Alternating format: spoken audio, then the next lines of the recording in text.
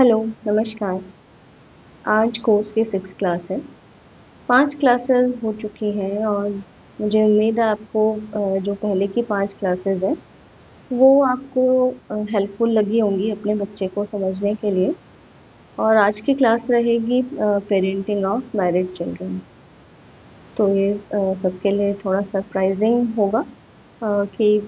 Generally जहाँ सोचा जाता है कि जब बच्चे टीनेज तक आते हैं तो तब से पेरेंट्स अगर वो उसका अच्छा कॉलेज सेलेक्ट हो गया है और धीरे धीरे पेरेंट्स के माइंडसेट में ये आने लगता है कि अब कॉलेज अच्छा है, करियर वाइज सेटल हो जाने वाला है, या उसके बाद जब बच्चे करियर वाइज सेटल हो जाते हैं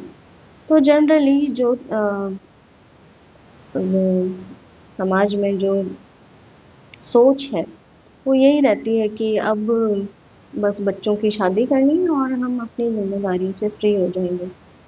आपस में सभी लोग बात भी करते हैं किसी गैदरिंग में या कभी भी मिलते हैं तो यही बातें होती है कि अब हमारी अगर बच्चे की शादी नहीं हुई है कि अब ये एक और जिम्मेदारी बची है, तो ये हो जाएगी तो हम अपनी जिम्मेदारियों से फ्री हो जाएंगे। लेकिन जैसा मैंने पहली क्लास में कहा था कि पेरेंटिंग का रोल चेंज होता रहता है, ख़त्म कभी नहीं होता है। और यहाँ आके पेरेंट्स का बहुत बड़ा रोल रहता है मैरिड चिल्ड्रन के लिए भी, जिसको कि बहुत इग्नोर्ड रखा जाता है और उसके बारे में बातें नहीं होती हैं, जबकि बहुत ज़रूरी है उस पे बात करना या उन चीज़ों को समझना। क्योंकि अभी आप देखिए कि यूट्यूब पे भी अगर आप देखेंगे तो जो पेरेंटिंग वीडियोज़ हैं वो टीनेज तक आके और फिर ख़त्म होए जाते हैं। क्योंकि यही माइंडसेट रहता है कि हाँ, बचपन निकल जाए, टीनेज तक बच्चा अच्छा खासा सुधरा हुआ हो जाए, करियर उसका सेटल हो जाए, तो बस फिर तो सब चीज़ें सेट है। लेकिन एक्चुअली अगर पेरेंट्स को शिकायतें होती हैं या शिकायतों की शुरुआत होती है, तो बच्चों की शादी के बाद शुरुआत होती है। अब ये क्यों होता है इसके कारण पे भी हम इसमें बात करेंगे इस क्लास में, और उनके सॉल्यूशंस भी हम ढूंढेंगे। तो आज मैं थोड़ी चर्चा जो हमारी क्लास रहेगी, थोड़ा मैं पॉइंट वाइज बात करूंगी कि क्या क्या रीजंस होते हैं जिनकी वजह से पेरेंट्स और बच्चों के बीच में गैप्स आते हैं और उनमें दूरियां बढ़ती हैं। क्योंकि मोस्टली पेरेंट्स का आजकल जो अ, मतलब मोस्टली पेरेंट्स यही शिकायत करते हुए नज़र आते हैं कि वो अपने बच्चों से खुश नहीं है। इधर-उधर वो बताते रहेंगे कि हम हमारे बीच में इस तरह से कुछ चीज़ सही नहीं है। अब जिनके बीच में सही है, उनके बारे में तो बहुत अच्छी बात है, उनके लिए तो क्लैपिंग होनी चाहिए। लेकिन प्रॉब्लम्स कैसे शुरू होती हैं, इससे हम आज की क्लास की शुरुआत करते हैं। तो चलिए शुरू करते हैं। तो जैसे ही कपल पेरेंट बनता है, तो जैसे-जैसे बच्चा बड़ा होता है, तो पेरेंट्स उसके फ्यूचर के लिए या फिर उसके वेल बीइंग के लिए अच्छे खासे फोकस्ड रहते हैं और उनकी कोशिश रहती है कि इतना एफर्ट लगाएं कि बच्चा हर तरह से एक बड़ा होके सफल इंसान और सभ्य इंसान बने। तो इसके लिए वो हर उस बुरी चीज़ से या किसी भी तरह का इस तरह का अट्रैक्शन हो जो कि बच्चे को गलत रास्ते पे ले जाए, उससे बच्चे को दूर रखना चाहते हैं। क्योंकि जैसे-जैसे बच्चा बड़ा होता है, उसकी लाइफ में जो डिस्ट्रैक्शंस आते रहते हैं, तो उसको लेके पेरेंट्स में एक इनसिक्योरिटी रहती है। और ये जो इनसिक्योरिटीज़ होती हैं, वो इसी वजह से होती हैं कि अगर कुछ ऐसा हो गया, तो फिर बच्चे के भविष्य का क्या होगा? अब जैसे शुरुआत में ये जो डिस्ट्रैक्शन होता है, एक छोटा-सा जैसे कुछ बहुत मेजर नहीं, खिलौने का ही बात ले लीजिए। जैसे खिलौने देखे बच्चे ने और उसका मन किया कि वो खिलौना लेना है, मचल जाता है बच्चा, तो उसको खुश करने के लिए पेरेंट्स ले भी देते हैं। और ऑब्वियसली बच्चे को खुश करने का तो सभी पेरेंट्स का मन रहता है कि बच्चा खुश रहे और एक जो रीज़न इसके पीछे रहता है कि बच्चा थोड़ी देर अपने आप को उसके साथ लगा के पेरेंट्स को थोड़ा अपने लिए टाइम मिल जाए, या वो कुछ भी और काम में अपने आप को लगा सकें, या बच्चे की परवरिश के अलावा और जो भी उनके रोज के काम हैं कुछ भी हैं वो कर सकें। तो इस डिस्ट्रैक्शन को या जो ये कहूँगी बच्चे का जो ये अट्रैक्शन है जो कि जिससे कि वो डिस्ट्रैक्ट हो रहे हैं, तो वो उनको उसको दिलवाने में कोई दिक्कत नहीं होती है। लेकिन जैसे-जैसे बच्चा बड़ा होता है, जैसे टीनेज तक पहुँचता है, तो ये डिस्ट्रैक्शन भी बड़े हो जाते हैं। टीनेज में पेरेंट्स को लगता रहता है कि बच्चा अब ऐसी एज में पहुँच गया है तो कोई इसको एडिक्शन ना लग जाए या ये गलत संगत में ना पड़ जाए। तो यहाँ से फिर पेरेंट्स का थोड़ा-थोड़ा कंट्रोलिंग बिहेवियर शुरू होता है। अब ये कंट्रोलिंग बिहेवियर पेरेंट्स का किसी भी तरह का हो सकता है कि वो अपनी बातों से समझाते हैं, या फिर थोड़ा स्ट्रिक्ट होके उसको कंट्रोल करते हैं, या उस पे कुछ पाबंदियाँ लगाते हैं। ये सब पेरेंट्स का अपना-अपना अलग तरीका होता है। लेकिन जो इच्छा होती है पेरेंट्स की वो यही रहती है कि बच्चा किसी गलत पाथ पे ना चला जाए और अपने पढ़ाई में करियर की तरफ फोकस करे, जिससे कि उसका भविष्य सिक्योर रहे। तो ये जो फ्यूचर की सिक्योरिटी के लिए जो पेरेंट्स की चिंता है, जो कि एक्चुअली खुद पेरेंट्स के भविष्य की भी चिंता है। क्योंकि आप सोचिए ना कि अगर बच्चे का भविष्य सिक्योर नहीं है, वो अगर एक अच्छा करियर उसका नहीं बन पाता है, अच्छा वो अर्न नहीं कर पाता है, तो ले देख के उसकी रिस्पॉन्सिबिलिटी फिर से किस पे आने वाली है? ऑब्वियसली पेरेंट्स पे ही आएगी। तो पेरेंट्स इस इनसिक्योरिटी से भी बहुत बंधे होते हैं कि अगर बच्चे का भविष्य अच्छा नहीं हुआ या ये किसी गलत पाथ पे चला गया, तो हमारे भविष्य का क्या होगा? तो उसको बच्चे को पेरेंट्स लगातार हर कदम पे कंट्रोल करते जाते हैं, या आप और रिफाइंड मतलब उसको थोड़े अच्छे उसमें कहना चाहिए तो फिर अगर मतलब कहना चाहते हैं तो कहते हैं कि हम गाइड कर रहे हैं, हम कंट्रोल नहीं कर रहे बच्चे को। तो ठीक है, गाइड करना भी मान सकते हैं, लेकिन उसमें अगर आपका गाइडेंस इतना है कि बच्चे की फिर कुछ भी मर्जी नहीं चल पा रही है, तो फिर वो कंट्रोल की तरफ बढ़ती है। क्योंकि उसमें जैसे जैसे इनसिक्योरिटी ज़्यादा ऐड हो जाती है वो कंट्रोल और बढ़ता जाता है। अब ये जो कंट्रोल करने की टेंडेंसी है, जब बच्चे की शादी होती है तो फिर पेरेंट्स को कहीं ना कहीं ये लगता रहता है कि अब डिस्ट्रैक्शन का एक और जो रीज़न है वो बच्चे की लाइफ में आ गया है, जो कि उसका स्पाउस है। और ऑब्वियसली मैं यहाँ लड़कों की बात करूँगी, क्योंकि बेटियाँ तो शादी के बाद अपने हस्बैंड के साथ उनके घर में रहती हैं, तो उनसे पेरेंट्स को इतनी दिक्कत या शिकायतें भी नहीं होती जितनी कि बेटे से होती है। कि जनरली शादी के बाद ही पेरेंट्स कहना शुरू कर देते हैं कि बेटा बदल गया, या फिर मतलब वैसा नहीं रहा जैसा शादी से पहले था। तो देखिए, चेंज आना तो एक नेचुरल प्रोसेस है जिसको इंडियन पेरेंट्स आसानी से स्वीकार नहीं करते, क्योंकि आप एक मतलब जनरल सा ही कोई भी जनरल ये चीज़ देखिए कि अगर आपके घर में कोई मेहमान आया है और वो चलिए महीना भर भी रुका, तो आप मतलब ऐसा तो नहीं है कि 2 दिन उसके साथ वो थोड़ा-सा अच्छे से बोल ली, कर ली और फिर बाकी 28-30 दिन वो अपना कुछ भी कर रहा है और आपको कोई मतलब नहीं है।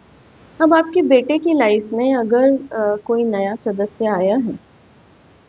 तो ये बहुत ज़रूरी बन जाता है कि वो उसके साथ थोड़ा टाइम बिता के उसका माइंडसेट समझे, जिस व्यक्ति के साथ उसको पूरी ज़िंदगी गुजारनी है, उसको वो समझ पाए। तो इसी के चलते दोनों अपनी अंडरस्टैंडिंग बढ़ाने के लिए थोड़ा ज़्यादा समय एक दूसरे के साथ बिताते हैं, या फिर हो सकता है जितनी बातचीत आपसे शादी से पहले हो रही हो उससे थोड़ा कम हो जाए। लेकिन पेरेंट्स यहाँ बहुत जल्दी इनसिक्योर हो जाते हैं कि मतलब ये तो मतलब बिल्कुल शादी के बाद एकदम से बदल गया। लेकिन वो चीज़ों को थोड़ा सेटल डाउन होने का या थोड़ा काम डाउन होने का टाइम नहीं देते, कि थोड़े टाइम बाद जब उनकी आपस की अंडरस्टैंडिंग बन जाएगी और वो भी एक नॉर्मल मेंबर की तरह उनकी बहू फील करने लग जाएगी घर में, और उसका कम्युनिकेशन सारे मेंबर से नॉर्मलाइज हो जाएगा, तो चीज़ें सारी फिर से नॉर्मल हो जाने वाली। लेकिन ये इनसिक्योरिटी के चलते होता क्या है कि अब अ, ये मेरे पेरेंट्स को ये लगता है कि बेटा तो मतलब अभी तक तो हमारा पूरा कहना मान रहा था, अभी तक हमसे बहुत अच्छे से बात कर रहा था, लेकिन कहीं कमी शायद बहू में है। तो मतलब इसके बिहेवियर से ये नहीं चाहती हो कि हमारा बेटा क्लोज रहे। ये इनसिक्योरिटीज पेरेंट्स में अपने आप चलती जाती हैं। तो उनको लगता है कि अगर बहू को हम कंट्रोल कर लें तो बेटा तो पहले से ही उनका कहना मानता है, तो बहू को कंट्रोल करके हमारे लेवल पे चीज़ें हमारे फेवर में हो जाएंगी। ये उतना इजी जितना पेरेंट्स को लगता है उतना होता नहीं है, क्योंकि फिर कंट्रोल किस तरह से करने की कोशिश की जाती है बहू को, कि जैसे कुछ भी बनाया बहू ने तो उसमें कुछ भी कमी निकाल के मदर इन लॉ कहेंगी कि ये तो इस तरह से नहीं बनाना था। या फिर जैसे जैसे हस्बैंड का नाम रोहन है तो रोहन को इस तरह से पसंद नहीं है, या फिर रोहन के पापा को मतलब उसके ससुर को इस तरह से पसंद नहीं। इस तरह से किसी भी तरह का कुछ भी रीज़न देके और सास को लगेगा कि मैं इस तरह से बोल के और अपने फेवर में चीज़ें करवाती जाऊंगी, जिससे सारी चीज़ें जैसे कि मेरे कंट्रोल में रही हैं इतने साल वैसे ही कंट्रोल में रहेंगी। और ये कंट्रोल करने की टेंडेंसी जैसे जैसे ज़्यादा होती है, क्योंकि फिर जब पेरेंट्स को ये लगता है कि बहुत पार्टीज में जा रहे हैं कपल, मतलब उनके बेटे बहू, या फिर सारा कुछ अपनी मन मर्जी का कर रहे हैं, तो फिर वो कंट्रोल पे कंट्रोल स्टेप बाय स्टेप कुछ और बढ़ाते जाते हैं। जैसे कई फैमिलीज में होता है कि हमारे यहाँ रूल है कि रात को 10 बजे से पहले पहले आप घर में आ जाओगे। अब 10 के अगर 10:30 बज जाते हैं कपल को, तो फिर उस पे इशू बनाया जाता है, बहुत नाराज़गी दिखाई जाती है, या फिर मुंह बना के रहते हैं पेरेंट्स। तो ये चीज़ें, इस तरह की जो बातें होती हैं, वो धीरे धीरे कहीं चल के जो पेरेंट्स को लगता है कि हम एक्शंस को कंट्रोल में करके और चीज़ें इमोशनल लेवल पे अपने लिए सही कर लेंगे, तो ऐसा होता नहीं है। और यही सबसे बड़ी गलती होती है कि वो चीज़ों को हावी होके कंट्रोल करके और जो अपने फेवर में करना चाहते हैं, वो एकदम रिवर्स में उसके रिएक्शंस होते हैं। क्योंकि इनिशियली तो देखिए किसी को भी बुरा नहीं लगता थोड़ा बहुत, मतलब लड़की को अगर दूसरे घर में आना है तो वो भी थोड़ा सा तो फ्लेक्सिबल रहती है कि हाँ चलो, अ, ये चीज़ मैं मान लूँगी, और इस तरह से जो मतलब एक कंफर्ट जोन में जो भी चीज़ हो सकती है वो चल जाएगा। लेकिन मतलब कई घरों में ऐसा भी होता है कि किचन के भी रूल्स बने हैं कि इस टाइम के बाद खाना नहीं बनेगा, या इस टाइम ही खाना खा लेना है। अब अगर लड़की जैसे मान लीजिए वर्क फ्रॉम होम है, उसको थोड़ा टाइम लग गया है, और एक्चुअली ऐसे घर होते हैं कि वहाँ पे इस तरह के कंट्रोल्स होते हैं। इवन मतलब आपको बताऊँ, एक एग्जाम्पल शेयर करूँगी, किसी नोन का ही है। तो उनके घर में इस तरह का रूल बना हुआ था कि रात को 10 बजे के बाद, मतलब 10 बजे उनकी किचन बंद हो जाएगी हर हाल में। जबकि उनकी बहुओं के छोटे छोटे बच्चे थे, और वो इतना परेशान रहती थी कि हमारे पास कोई तब तक वो इंडक्शन स्टोव का टाइम नहीं था, कि अगर बच्चे का दूध चाहिए या कुछ भी चाहिए तो उनको खासा स्ट्रगल करना पड़ता था। तो इतने जो रिजिड जो कानून कायदे हैं, वो जब पेरेंट्स बनाते हैं जिसको फॉलो करना आगे की जनरेशन के लिए बहुत मुश्किल होता है। तो देखिए मन मार के वो अम, मान तो लेते हैं रेस्पेक्ट देते हुए, क्योंकि यहाँ ये भी होता है ना कि अगर उनका कहना नहीं माना या उनके हिसाब से नहीं हुई चीज़ें, तो फिर वो हो जाता है कि हमारा तो अपमान हो गया अगर उनका कहना नहीं माना। जबकि यही चीज़ें फिर दिलों में कितनी दूरियां बढ़ा रही होती हैं। और फिर पेरेंट्स कहते हैं कि उनको मतलब बच्चे उनको लाइक नहीं करते या फिर बच्चे उनके पास बैठते नहीं है। तो इमोशनल लेवल पे आप जब चीज़ों को इतना अपने आप से दूर करते जाएंगे, फिर आपको ये एक्सपेक्ट करना कि फिर आपके इमोशंस की कद्र होगी, तो ऐसा पॉसिबल नहीं होगा। क्योंकि इन जनरल हमारे यहाँ पे परिवारों में इस तरह का ही ट्रेंड बना हुआ है कि अगर पेरेंट्स की मर्जी के खिलाफ या कहें कि बच्चे अपनी मर्जी से कुछ करना चाहते हैं जिसमें कि पेरेंट्स की रजामंदी नहीं, मतलब उसमें ऐसा नहीं है कि पेरेंट्स का कुछ बुरा हो रहा है, लेकिन बच्चे अपने मन का सिर्फ कर लें, जैसे उनको पार्टी में जाना है और वो 1 घंटा ज़्यादा रुकना चाहते हैं या कुछ भी इस तरह का जिसमें पेरेंट्स के लिए कुछ भी हार्मफुल नहीं है, लेकिन पेरेंट्स उनको ज़बरदस्ती कंट्रोल करना चाहेंगे। अब अगर बच्चे नहीं मानते हैं, आप ये सोचिए कि अगर पूरा ग्रुप फ्रेंड्स का उनको इंसिस्ट कर रहा है कि प्लीज़ आ जाओ इस तरह से, और फिर वो मना नहीं कर पा रहे हैं, लेकिन पेरेंट्स कह रहे हैं कि नहीं, तुम्हें हमारा कहना मानना है। अब ऐसे में अगर पेरेंट्स का कहना नहीं मान के बच्चे निकल जाते हैं इस तरह से, या फिर कुछ ये मैंने एक एग्जांपल दिया, आप कुछ और अपने हिसाब से आपके भी एक्सपीरियंस होंगे, आप याद करके सोच सकते हैं कि इस तरह में जब होता है तो पेरेंट्स उसको बहुत बड़ा इशू बना देते हैं कि देखो हमारा कहना नहीं माना, या हमारी बेइज्जती हो गई, या हमारा जो अवहेलना करके काम हो रहे हैं। तो ये जो इज्जत का और इतना बड़ा इशू जो वो पेरेंट्स बनाते हैं छोटी छोटी चीज़ों को लेके, उससे कहीं ना कहीं परिवारों में दूरियां बढ़ती हैं। और बहू की तो देखिए बात ही बिल्कुल छोड़ देनी चाहिए, क्योंकि बहू को तो अभी भी मतलब परिवारों में बहुत खुशी के साथ वेलकम किया जाता है बहू को, लेकिन एक टाइम के बाद अ, यही कंट्रोलिंग जो नेचर होता है वो इन लॉज की तरफ से मिलता है। और अगर कंट्रोल नहीं एक्सेप्ट करती है बहू, तो फिर उसको मतलब मिसबिहेव भी किया जाता है या फिर कुछ भी इस तरह का बोला जाता है। जबकि पेरेंट्स को ये समझना चाहिए कि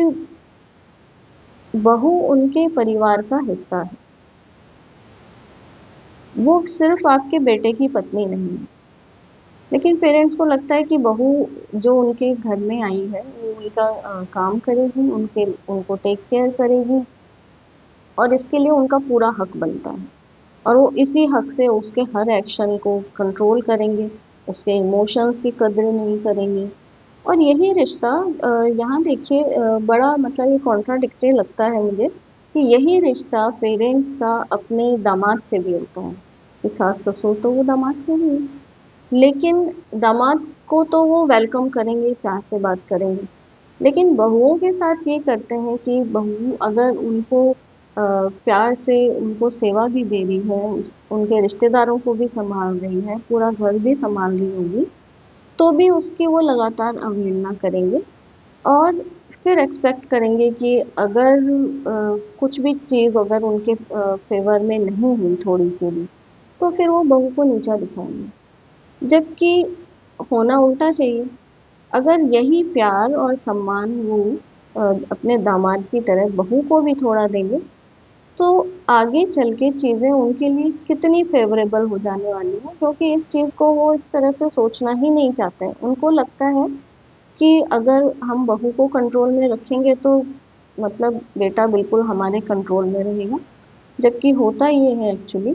कि बहू को इमोशनली हर्ट करके इनडायरेक्टली वो अपने बेटे को इमोशनली हर्ट कर रहे होते हैं, और गैप्स उनके और बेटे के बीच में ही बढ़ रहे होते हैं। लेकिन इन चीज़ों को ना तो डिस्कस किया जाता है, ना ही उसको समझा जाता है। और ये मतलब पैटर्न सालों से चला आ रहा है कि पेरेंट्स को लगता है कि हम सारी चीज़ें अपने हिसाब से इस तरह से कंट्रोल में रखें, तो हम अपनी मन मर्जी के अकॉर्डिंग, जैसे कि हम 30-32 साल से सारी गृहस्थी जो सास समझती है कि मैंने जमाई है तो मेरे अकॉर्डिंग चलती रहे, तो उस चीज़ को वो बड़ा कर देते हैं, बजाय कि ये इमोशनल जो कनेक्ट होता है बनाने के, तो सारी चीज़ें कंट्रोल करने के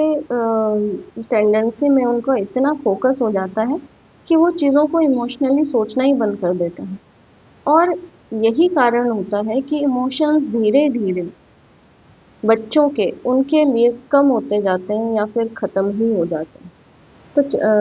तो अब नेक्स्ट पॉइंट की तरफ बात करते हैं हम। पेरेंट्स का जनरली या बहुत बार जब भी गैदरिंग्स में होते हैं, खासकर मतलब जब बच्चों की शादियां हो जाती है उसके बाद जो थोड़े बुजुर्ग 60s के अबव हो जाते हैं पेरेंट्स, वो कहीं भी मिलेंगे या कहीं कुछ गैदरिंग हो रही है, कुछ भी चर्चा चलेगी तो अक्सर ही मतलब कहीं भी कोई केस हो या तो न्यूज़ में देख लेंगे किसी बुजुर्ग का, या कहीं न्यूज़पेपर में पढ़ लेंगे, तो फिर चर्चा उसी पे शुरू हो जाती है कि मतलब कुछ बुरा केस हो कि किसी बुजुर्ग के साथ कुछ बुरा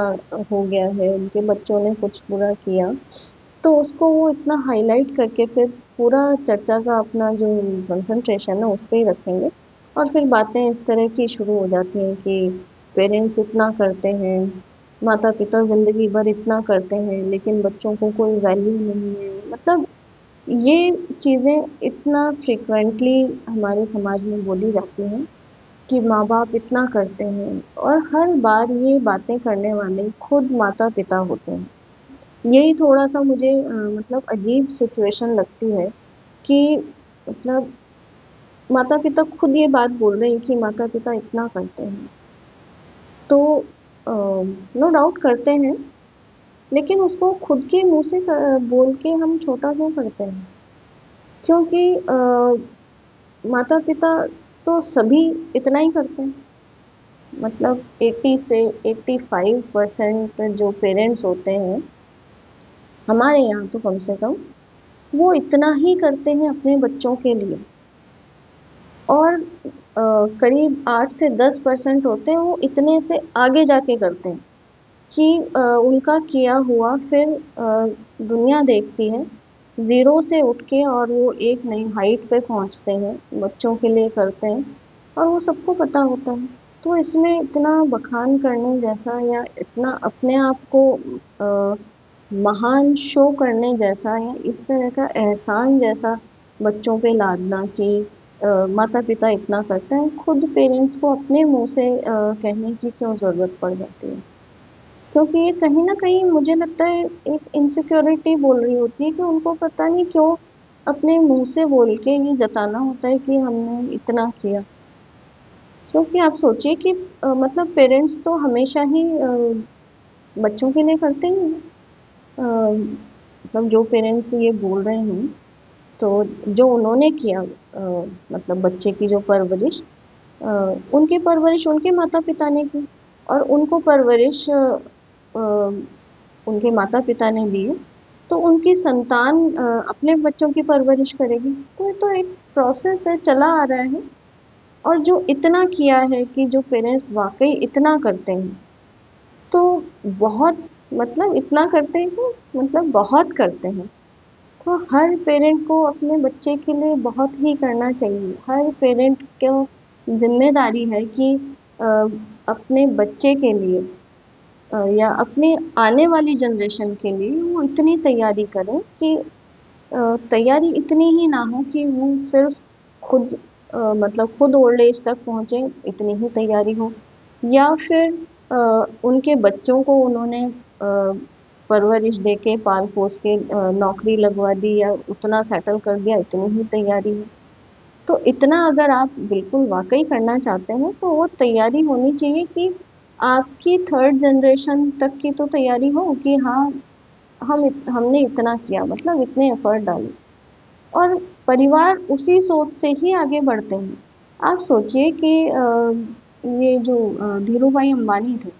उन्होंने अपनी लाइफ में तो इतना कमा लिया था कि उनको और उनके बेटों को तो कोई कमी रहने वाली ही नहीं थी। तो अगर यही सोच के ये मुकेश अंबानी जी अब कुछ भी ना कर रहे होते, या फिर इतना ही कर रहे होते कि उनको और उनके बच्चों तक का ही बस अच्छे से मतलब अगर वो आज की तारीख में अगर कमाना छोड़ भी देते हैं, तो क्या उनकी नेक्स्ट या नेक्स्ट टू नेक्स्ट जनरेशन को कोई कमी रहने वाली है? ऑब्वियसली नहीं। लेकिन उम्र का तकाजा देके या फिर नाना तो वो भी बन गए हैं, दादा भी बन गए हैं शायद। तो उम्र का तकाजा देके या इस तरह से कि हमने इतना किया, मतलब कब आपने ऐसे पेरेंट्स के मुंह से आप कब सुनते हैं कि हमने इतना किया? क्योंकि ऑब्वियसली ये तो एक नेचुरल प्रोसेस है कि हर पेरेंट को अपने बच्चों के लिए करना ही करना चाहिए। तो इसमें इतना अपने आप को मतलब महान आप और वजहों से भी हो सकते हैं, लेकिन इस तरह का एहसान का बोझ बच्चों पे बोल बोल के ला देना, क्योंकि ये जो है ना बच्चों को एक लेवल पे जाके इरिटेट कर सकता है और करता है, क्योंकि उसका एहसास आपको नहीं है कि वो चीज़ जो बच्चा खुद आपके साथ जिंदगी जी रहा है बचपन से, आपके स्ट्रगल आपके चैलेंजेस क्या उसने नहीं देखे हैं? और अगर आपको ये लगता है कि उसने नहीं देखे या हमने तो कभी उस पर जाहिर ही नहीं होने दिया, तो फिर मैं पेरेंट्स से कहूँगी कि जब बच्चे टीनेज तक पहुँच जाते हैं, तो उनको थोड़ा थोड़ा आप अपने साथ घर के काम में भी इन्वॉल्व करें माताएं, और थोड़ा थोड़ा फाइनेंशियल जो ज्ञान है वो भी बच्चों को देना शुरू करें, या फिर कुछ भी आपको थोड़ी भी तकलीफ हो रही है या किस तरह से भी थोड़ा बहुत उनके साथ शेयर करना शुरू करें। उनको एटलीस्ट पता होना चाहिए कि घर में क्या मतलब चीज़ें किस तरह से चलाई जा रही हैं। क्योंकि फिर आपको लगता है कि ओल्ड एज में आके आप ये कहोगे कि हमने तो इतना किया था, तो बच्चे भी कह सकते हैं कि मतलब हमें तो नहीं पता था आप इतना सेक्रीफाइस कर रहे हो इस तरह से। तो अब उसमें जाके आपने अपनी लाइफ के अच्छा टाइम गंवा दिया, अब आप उसका बच्चे पे बोझ डाल रही हैं। तो हो सकता है कि मतलब आपका बच्चा उस स्थिति में ना हो कि आपकी उतनी प्रॉब्लम वो सुन के और आपको बहुत हेल्प कर पाए फाइनेंशियली या किसी भी तरह से। तो मेन चीज़ जो है वो आपको रखना है कि आपको इमोशनल कनेक्ट रहना है बच्चे के साथ में, और जो ये इतना किया है उसका एहसान लादने का जो टेंडेंसी हो गई है अभी पेरेंट्स की बहुत, तो इतना किया जैसा। अभी फिर मुझे एक एग्जांपल याद आ रहा है कि मैं अभी कुछ ही महीनों पहले गैदरिंग में गई थी। तो एक बुजुर्ग थे, 80s में थे। तो कुछ मतलब 5-6 लोगों का ग्रुप था, और वो मतलब वहीं पे ही अपने बेटे को कह रहे थे कि ओ, तुम्हारी तो इतनी मतलब आराम था, हमने तुम्हारी परवरिश तो इतने आराम से की, मतलब बेटा भी 50-60s में होगा, कि तुम्हारी परवरिश तो इतने आराम से हुई है। हमारे ज़माने में तो मतलब हमारी माँ सुबह रोटी बना के रख देती थी, हम तो उसी को ही खाते थे, और तुम तो गर्मा गर्म रोटियां खा रहे थे। अब मैं उस टाइम सोच में पड़ गई कि ये बुजुर्ग 80s में है, तो ऑब्वियसली उनका 40s का बर्थ होगा। तो उस टाइम में तो भारत में गैस स्टोव हुआ ही नहीं करते थे, वो लकड़ी जला के और उस तरह का चूल्हा हुआ करता था जो दिन में 2 बार ही जल पाता था। तो ऑब्वियसली जब घर के जो बड़े हैं वो काम पे निकलेंगे, तो उस वक्त खाना सुबह ही बनाया जाएगा। तो उसमें क्या इस तरह का अपनी संतान को ये कह के जताना कि हमने तुम्हें गरम रोटियां खिलाई, तो मुझे बहुत मतलब अ, अजीब लग रहा था कि अपनी ही संतान के लिए मतलब इस तरह का मन रखना थोड़ा सा चीज़ें मन में थोड़ा तो हिलाता है। अब वो मुझे भी इतना चीज़ पिंच की चीज़, तो ऑब्वियसली उनके बेटे को भी की होगी। लेकिन इस तरह की कि हाँ, तुम्हारे समय में तो इस तरह का था, हमने तुम्हें इस तरह से पाला। तो टेक्नोलॉजी तो डे बाय डे अच्छी आती ही जाती है, कंफर्ट जो है वो हर आने वाले समय के साथ बढ़ते ही जाते हैं। लेकिन ये है कि फिजिकल कंफर्ट तो बढ़ जाते हैं, लेकिन मेंटल स्ट्रेस जो आज के बच्चों में इतना एडिशन हो गया है कि इतना जॉब का स्ट्रगल है, उतना ना तो अर्निंग है, घर मुश्किल से चल रहे हैं, फैमिली लाइफ मतलब स्पाउस के साथ लाइफ अच्छी नहीं चल रही है, बच्चों की एजुकेशन इतनी महंगी हो गई है। तो ऐसा नहीं है कि मतलब जो पेरेंट्स समझते हैं कि उनके टाइम में लाइफ बहुत स्ट्रगल वाली थी या चैलेंजिंग थी और अभी इजी हो गई है। तो हाँ, फिजिकली वो मतलब इजी कह सकते हैं कि सारे मतलब काफ़ी काम करने के लिए फिजिकली हेल्प हो गई है। लेकिन उसके ऊपर मेंटल स्ट्रेस इतना हावी हो गया है कि वो फिजिकल आराम भी कुछ भी मायने नहीं रखता है। और फिर ऐसे में अगर पेरेंट्स का इमोशनल सपोर्ट ना रहे तो बच्चे अपने आप को कहाँ जाके बात करें, क्योंकि पेरेंट्स को लगता है कि उन्होंने अपनी संतान को परवरिश दे दी, अब उनका रोल भी खत्म हो गया है और उन्होंने अपनी तरफ से बच्चे के लिए बहुत लाइफ आसान कर दी है। लेकिन ये सोच उनकी अपनी होती है, क्योंकि जो उन्होंने परवरिश दी अपनी संतान को वो उनके समय के हिसाब से थी। और जो आज उनकी संतान जिस तरह से स्ट्रगल करेगी अपने अर्निंग्स को लेके या अपने बच्चों के एजुकेशन को लेके, अगर पेरेंट्स उस बारे में कुछ भी बात नहीं कर रहे हैं या कभी भी अपनी उनके बच्चे पास में आके बैठते भी हैं तो उसके बारे में कुछ भी बात नहीं होती है, सिर्फ उनके पास बातें होती है कि शिकायतों की, या फिर हमारा ये काम नहीं हुआ या कुछ इस तरह का बोला गया था उसमें इतना डिले हो गया है। मतलब अगर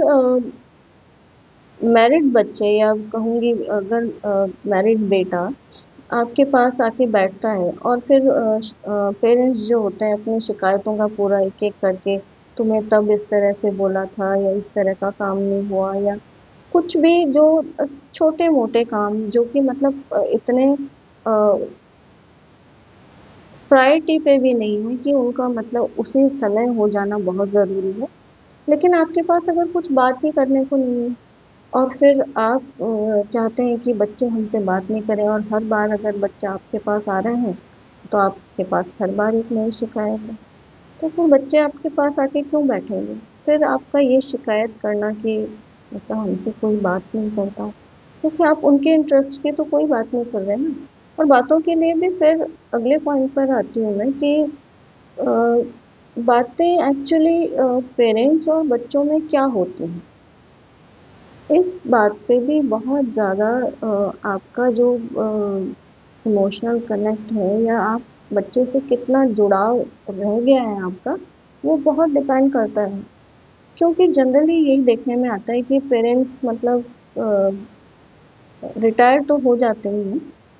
लेकिन उनका जो रिटायरमेंट मोड है, जैसे एयरप्लेन मोड नहीं होता वैसे रिटायरमेंट मोड ऑन हो जाता है रिटायरमेंट के बाद। जबकि 60 एज ऐसी कोई नहीं है कि मतलब इंसान बिल्कुल मतलब उसको कोई सिर्फ आराम की ही ज़रूरत है, क्योंकि अभी तो मेडिकल साइंस काफ़ी इम्प्रूव हो गया है और हर चीज़ की अ, थोड़ी बहुत मेडिसिन लेके या सब सबका मतलब वेलबींग सही सा रहता है। अब अगर आप पेरेंट्स ऐसे हाई ब्लड प्रेशर या कॉन्स्टिपेशन या फिर कहीं डायबिटीज़ या फिर कैल्शियम डेफिशिएंसी, इसको भी अगर आप एक डिजीज़ का नाम देने लगे तो फिर ये तो कोई पॉइंट नहीं है, क्योंकि ये वाली सारी चीज़ें आजकल तो 40 से पहले ही शुरू हो जाती हैं। तो जो आप हेल्थ चैलेंजेस अभी आप फेस कर रहे हैं 60s के बाद, आपकी संतान में तो 40 से पहले ही शुरू हो चुके हैं। तो आपके पास अगर आपके बच्चे आके बैठते हैं और आपका फोकस सिर्फ अपने ऊपर रह जाता है, क्योंकि यही कारण है बच्चों के दूर होने का कि शादी के बाद अचानक से जो आप में ये चेंज आता है, आप कहते हो बच्चों में चेंज आया है, लेकिन पेरेंट्स में ये जो चेंज आता है कि शादी के बाद मतलब आपको हर चीज़ सिर्फ आपके खुद के हेल्थ इश्यूज के अलावा आपके पास बच्चों से करने को कोई बात ही नहीं है। उसकी लाइफ में क्या चल रहा है, उनकी उसकी अपनी पत्नी से अच्छी बन रही है नहीं बन रही, उसके बच्चे कैसा पढ़ रहे हैं, अ, उनकी पढ़ाई कैसी चल रही है, या फिर मैं कहूँ उसकी नौकरी का क्या हाल है, जितना अर्न कर रहा है उसमें उसका घर का गुजारा कैसे चल रहा है। इन चीज़ों से तो किसी को कोई मतलब फर्क ही नहीं पड़ता। अब फिर बच्चे उनके पास आके बैठते हैं और फिर सारी चीज़ें सिर्फ अपनी हेल्थ को लेके या अपने किसी भी बैंक के काम को लेके या इस तरह की जब कन्वर्सेशन होती है, तो बच्चे अपने आप थोड़ा थोड़ा दूर होने लगते हैं। और फिर पेरेंट्स को कई बार ये भी रहता है कि मतलब कि कुछ भी काम अगर बच्चे अपनी मर्जी से कर लें, या फिर मतलब ये सीन ऐसा नहीं है कि बच्चे थर्टीज में हैं या मतलब ट्वेंटीज में तो शादी आजकल कम ही होती है, मतलब थर्टीज में पहुंच गए या फोर्टीज में भी पहुंच गए, तो भी इंडियन पेरेंट्स का इस तरह का माइंडसेट होता है कि हर काम जिसकी शायद उनको नॉलेज भी ना हो, लेकिन उनसे पूछ के ही होना चाहिए। तो पेरेंट्स से मैं यहाँ कहूँगी कि अपने आप को आप थोड़ा अपडेट रखिए, तो आप खुद इस लायक बनिए कि आपका बच्चा खुद ये फील करे ना कि मेरे पापा से या मेरे पेरेंट्स से बेहतर गाइड मुझे इस बारे में कोई नहीं दे सकता। फिर आपको ये फीलिंग होती है कि हाँ, हमें तो कोई पूछता नहीं है, और वो तो मतलब बच्चों ने तो हमें कुछ अपने डिसीजन में शामिल नहीं किया, तो अ, मतलब हमसे तो कुछ पूछा नहीं गया। तो आप अब मैं यहाँ पे हर बार ये ज़रूर कहूँगी कि आपको एकदम चीज़ें इस तरह से ब्लैक एंड वाइट में नहीं ले लेनी है, क्योंकि मोस्टली केसेस में ये होता है, लेकिन 100% केसेस में ऐसा ही हो ऐसा भी नहीं है। क्योंकि अब ऐसा नहीं है कि मैं ये सारी चीज़ें पेरेंट्स के बारे में कह रही हूँ तो बच्चे 100% सही ही हैं, या फिर पेरेंट्स 100% गलत ही हैं। लेकिन मोस्ट ऑफ द सिनेरियोज में जो स्टोरी प्ले करती हैं, जिस तरह से चीज़ें रन होती हैं और जो गैप्स आते हैं उनके क्या कारण होते हैं, वो ये होते हैं, उस पे हम बात कर रहे हैं। तो पेरेंट्स का ये जो माइंडसेट हो जाता है इस एज में आके कि मतलब अब हम कर चुके हैं, मतलब जो अभी मैंने बोला कि रिटायरमेंट मोड जो उनका ऑन हो जाता है कि अब हम तो कर चुके, मतलब वो जैसे होता है ना कि लिख देते हैं अपने आगे DONE डन। तो अब हमें करने को कुछ नहीं रह गया है, हमने अपनी तरफ से बहुत सारा कर दिया है, अब तुम्हारे करने की बारी है। तो ये जो ओवर एक्सपेक्टेशंस होती हैं पेरेंट्स की, बिना ये जाने कि हमारी संतान जो हम एक्सपेक्ट कर रहे हैं वो हमें देने की स्थिति में भी है कि नहीं है। क्योंकि संतान तो खुद आप एक्सपेक्ट कर रहे हो, वो आपसे होप लगाए बैठा है, आपका बेटा। तो और आप ये देखिए कि होप और एक्सपेक्टेशन में ना बहुत एक लाइन का फर्क है, लेकिन फर्क बहुत बड़ा है। क्योंकि पेरेंट्स जैसे जैसे बच्चे को पेरेंटिंग देते जाते हैं, परवरिश करते जाते हैं, कहीं ना कहीं उनके सबकॉन्शियस में ये ज़रूर रहता है कि बुढ़ापे में हमारा अच्छे से ख्याल तो रखा जाएगा ना, जितना हम इसको अच्छे से हर खुशी दे रहे हैं, या हम जितनी इसकी परवाह कर रहे हैं हमारी भी तो परवाह करेगा ना, या कहीं बदल तो नहीं जाएगा। तो ये एक्सपेक्टेशन कि जैसा हम कर रहे हैं वैसा ही हमें मिले, पेरेंट्स इस एक्सपेक्टेशन में बैठे होते हैं। और बच्चा आपका जो आपने शुरू से उसको परवरिश दी होती है, अ, उसके हर बुरे समय में या हर स्ट्रगल में आप उसको सपोर्ट के लिए खड़े हैं। आप कभी वो इमोशनली दुखी है या उसको कुछ भी चीज़ बुरी लगी है तो आप उसका सहारा बन रहे हो, या कहीं भी अगर उसको अपने जॉब में स्ट्रगल है, फाइनेंशियली वो स्ट्रगल कर रहा है, तो वहाँ जो पहले से आपने सेटअप करके रखा है कि हर प्रॉब्लम का सॉल्यूशन आपके पास है, तो बच्चा आपसे अभी भी यही होप लगाए बैठा है कि मेरे पेरेंट्स मुझे हर बुरे समय में मदद करेंगे। लेकिन आपकी एक्सपेक्टेशन ये है कि नहीं, अब तो हमारा हो गया है और अब तुम करोगे, बिना ये जाने कि उसकी क्या कंडीशन है। तो ये जो होप और एक्सपेक्टेशन के बीच की जो खींचातानी होती है, वो कहीं न कहीं दरार का काम करती है बच्चों और पेरेंट्स के बीच में। तो एक्चुअली तो पेरेंट्स को ये समझना होगा कि मतलब अगर उनको किसी पॉइंट पे बच्चों की तरफ से इस तरह की फीलिंग आ रही है कि मतलब बच्चे उनको समय नहीं दे रहे हैं, या फिर उनके पास बैठ नहीं रहे, या फिर उनकी बात नहीं सुनने का टाइम है किसी को, तो और फिर मतलब उसमें भी पहले के ज़माने का बातें करेंगे कि पहले के टाइम में तो बच्चे होते थे इस तरह से आके बैठते थे या सेवा करते थे। तो इस तरह की अगर बात करते हैं तो फिर देखिए, पहले के समय की अगर हम बात ही करते हैं तो पुराने समय में तो जब खेती काम हुआ करता था मोस्टली हमारे, या फिर इस तरह का कोई भी मतलब घरेलू बिजनेस हुआ करता था जो कि जनरेशन टू जनरेशन पास हुआ करता था। तो जैसे अगर मान लीजिए खेती ही करते हैं फादर और अ, बेटा दोनों, तो जनरली यही होता था कि रूटीन क्या रहता था कि सुबह 9 बजे खेत में जाना है,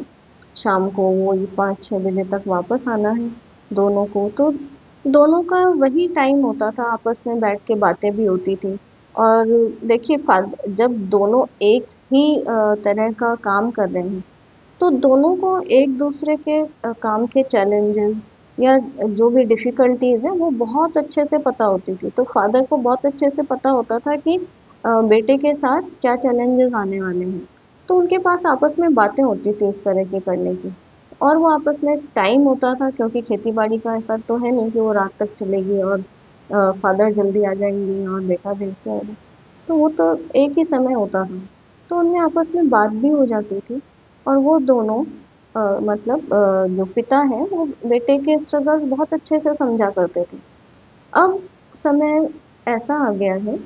कि हर आने वाली जनरेशन के साथ स्ट्रगल और चैलेंजेस बढ़ते जा रहे हैं। जैसा कि हम अभी समय देख रहे हैं, हमारे बच्चों के लिए करियर वाइज स्ट्रगल्स या कंपटीशन और भी ज़्यादा होने वाला है, जो कि पिछले समय में नहीं था। और उनसे पीछे हम जाते हैं तो उन पेरेंट्स के लिए बहुत ही कम था। तो इस तरह से अगर अभी पेरेंट्स ये इच्छा रखते हैं कि बच्चे हमारे पास बैठते नहीं हैं, तो आप ये देखिए कि मतलब आपका बच्चा घर में कब आता है। अगर सुबह 9 बजे निकला हुआ आपका बेटा और रात में 9 या 10 बजे घर पहुंच रहा है, तो उसके पास मतलब इतना टाइम रह जाता है कि वो मतलब, या उसके शरीर में इतनी शक्ति रह जाती है कि वो पेरेंट्स को अलग से टाइम दे, या फिर आपके पास मतलब अपने हेल्थ या अपने खुद के बातों से हटके अगर आपके पास कुछ बात होगी जो कि उसको भी अच्छा लगे, जो कि उसके दिल को भी सुकून दे, तो वो ऑब्वियसली आपके पास आके बैठेंगे। क्योंकि जनरली बातें पेरेंट्स में और उनके बच्चों में यही रह जाती हैं कि हाँ, अपनी हेल्थ का बात करनी है पेरेंट्स को, या फिर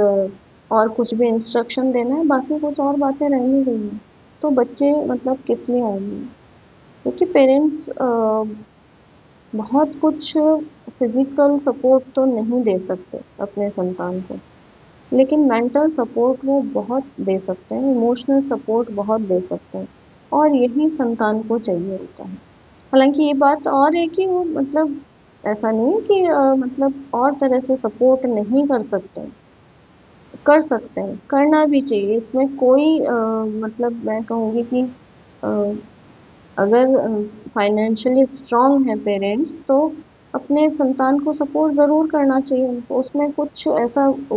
मतलब बुरा या खराब जैसा कुछ भी नहीं है। क्योंकि जनरली देखने में क्या आता है कि जो बातें होती हैं पेरेंट्स और उनके संतान में, मतलब बेटे में, वो इस तरह की बातें होती हैं कि पेरेंट्स की हेल्थ की बातें चलती रहेगी या फिर थोड़ा बहुत इधर उधर की बात होगी। बाकी फाइनेंस पे तो कोई डिस्कशन नहीं होता है।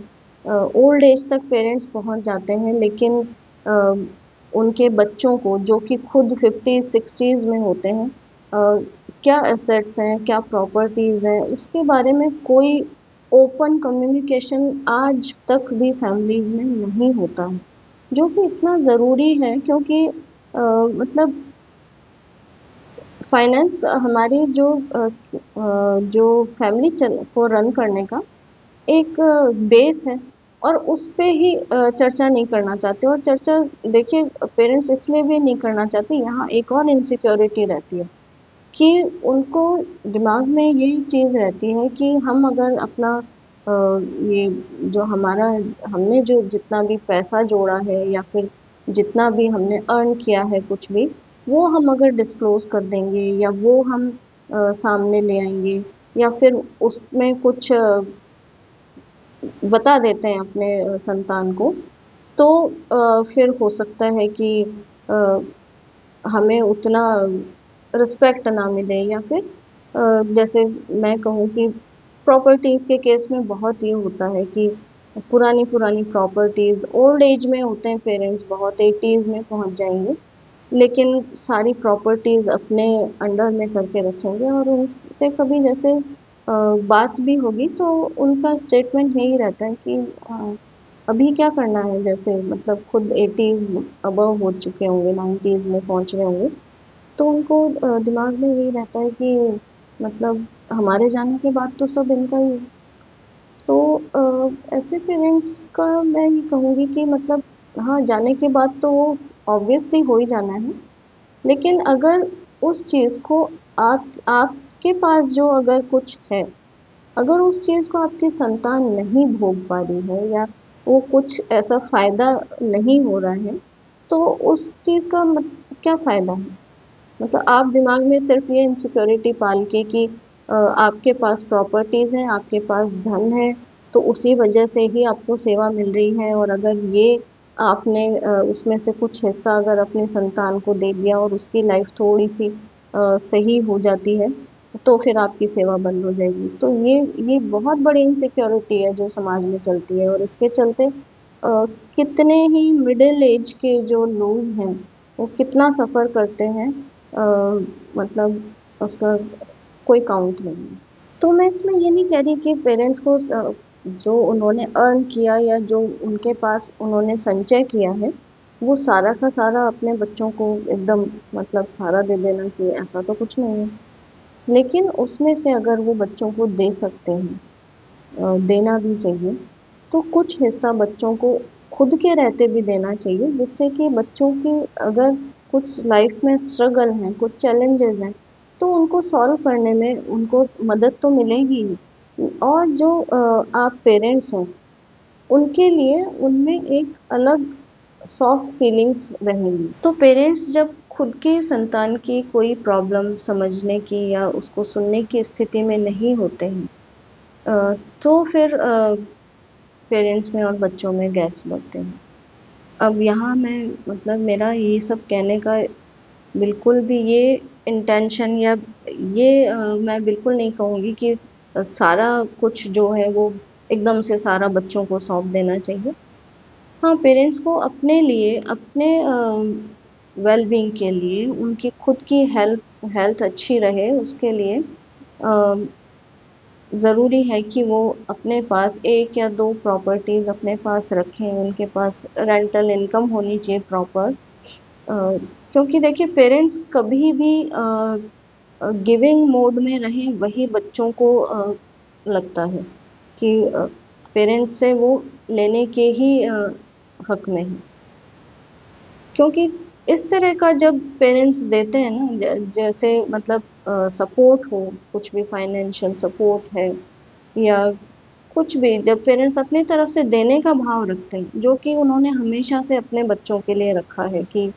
हमेशा पेरेंट्स देने वाले ही हैं, तो बच्चों में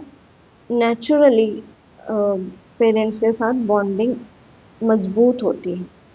लेकिन पेरेंट्स यहाँ पे भी वही मैं कहती हूँ कि अपने चीज़ों को अपने कंट्रोल में करने की चाहत में इनसिक्योरिटीज़ के चलते सारी चीज़ें अपने पास रखने की जो इच्छा रखते हैं, उससे फिर मनों में दूरियां आती हैं। और फिर भूले बिसरे कई केसेस ऐसे भी देखे जाते हैं जहाँ की बच्चा बहुत सफ़र कर रहा है, या फिर मैं नहीं कहूँगी कि मतलब सफ़र कर रहा हो, अ, और भी केसेस होते हैं उसमें भी मतलब प्रेशर बनाया जाता है पेरेंट्स पे कि उसको कुछ प्रॉपर्टी का हिस्सा चाहिए या कुछ भी उसको फाइनेंशियल सपोर्ट चाहिए। तो देखिए वो तो पेरेंट्स खुद जज करें कि मतलब एक्चुअली आपके संतान की क्या कंडीशन है, एक्चुअली उसको नीड है, या वो मतलब अनएथिकली आपको प्रेशराइज कर रहा है कि मतलब आपके पास कुछ ऐसा है नहीं फिर भी आपसे ये चाहा जा रहा है कि वो सब उसको मिल जाए। तो वो तो ऑब्वियसली गलत है। लेकिन अगर आप देने की स्थिति में हैं, तो फिर आपको बच्चे की अपने संतान की मदद करनी ही चाहिए, क्योंकि अगर आप मदद करने के लिए कैपेबल हैं और बच्चा होप से आपके पास मदद मांग रहा है, तो फिर क्या होता है कि मतलब आप मतलब वर्स्ट केस की तो मैं बात नहीं कर रही, जो कि अभी मैंने बोला कि बिल्कुल आपके पास कुछ ऐसा है ही नहीं फिर भी मतलब आजकल तो मत- ऐसा नहीं है ना कि वही मैंने कहा कि सारे ही बच्चे अच्छे हैं। तो ऐसे भी बच्चे होते हैं कि जो कि माता पिता के पास ले दे के कुछ छोटा सा कुछ होगा, और उसके लिए भी बच्चे प्रेशराइज करते हैं, वो मैं नहीं कर रही हूँ यहाँ पे। लेकिन अगर आप कुछ देने की स्थिति में हैं, कुछ भी फाइनेंशियल सपोर्ट अगर अपने संतान को दे सकते हैं, तो आपको सपोर्ट देना चाहिए। क्योंकि क्या होता है कि मतलब इस तरह का सपोर्ट या कुछ भी अगर उसकी लाइफ में बहुत स्ट्रगल्स हैं और आप सपोर्ट नहीं कर रहे हैं इन्हीं अपने इनसिक्योरिटीज के चलते, तो फिर यही होता है कि परिवारों में मनमुटाव होता है। फिर कम्युनिकेशन खराब होता है। कुछ भी ऊपर नीचे की जिस तरह की मतलब कहूँगी असभ्य भाषा का आपस में कम्युनिकेशन में यूज़ होता है, तो वो बहुत खराब होता है किसी भी फैमिली के लिए। और फिर यही चीज़ होता है कि अगर बच्चा सामने से कुछ भी खराब बोलता है, या फिर जनरली तो कई पेरेंट्स को भी देखा है कि अगर प्रॉपर्टी की या इस तरह की कोई बात बच्चे कर लेते हैं, तो पेरेंट्स का बिल्कुल इस तरह का रिएक्शन होता है कि अरे मतलब तुम इस तरह की कैसे बात कर रहे हो, तुम्हें तो लालच आ गया, तुम तो लालची हो, या मतलब और भी कई बहुत अभद्र भाषा का प्रयोग होता है। और फिर बदले में अगर संतान भी उसी तरह की भाषा का प्रयोग करती है, तो फिर पेरेंट्स का मतलब अंदर से ना सब कुछ हिल जाता है। तो इतना मतलब जो गैप्स आ जाते हैं उसके बाद कि उसकी भरपाई होना ना फिर नामुमकिन हो जाता है चीज़ों की। तो पेरेंट्स थोड़ा-सा जैसा भाव वो बचपन से अपनी संतान के लिए रख रहे थे, देने का या उसकी हेल्प करने का, अभी कुछ छोटी-मोटी चीज़ों के चलते या उनको लगता है कि इसकी बहू तो हमारे कहने में नहीं है, या हमें नमस्ते नहीं करती, या कुछ भी इस तरह का करके आप फिर अपने खुद के संतान के साथ अगर अन्याय करते हैं, तो वो थोड़ा गलत हो जाता है। तो यहाँ भी अगर पेरेंट्स चाहते हैं कि उनको एक अच्छी ओल्ड एज में अच्छा सपोर्ट मिले, अच्छा मतलब उनकी ओल्ड एज का समय अच्छा गुजरे, तो अपनी संतान से बहुत अच्छा कम्युनिकेशन करें, बहुत अच्छे से बात करें। क्योंकि पेरेंट्स का जनरली ये होता है कि मतलब हमारे घर के बच्चे तो हमें मतलब कुछ ऐसा रिस्पेक्ट नहीं देते, और बाहर के लोग तो हमें बहुत रिस्पेक्ट देते हैं या बहुत अच्छे से बात करते हैं।